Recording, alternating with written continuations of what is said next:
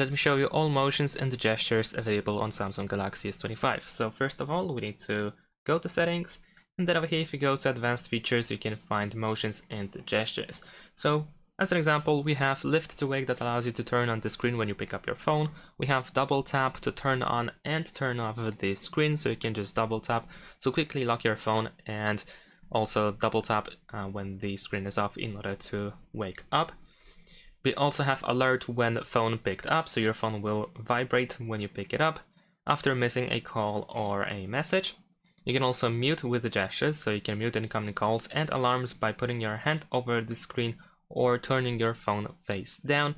And we also have the gesture screenshot option, which is called palm swipe to capture, where you can use your palm like this from left to right or from right to left in order to capture a screenshot of your phone. Besides that, we can also go to a multi-window where we can find two additional gestures, and that is swipe for split screen and swipe for pop-up view. So swipe for a split screen looks like this. We need to use two fingers and swipe from the bottom of the phone towards the middle like this, and as you can see, we can open the split screen. And also we have the pop-up view, so we need to drag from the corner, top corner towards the middle in order to turn the app into the pop-up view. And that is it. Thanks for watching. Leave a like and subscribe to my channel, and see you in my next videos. Bye.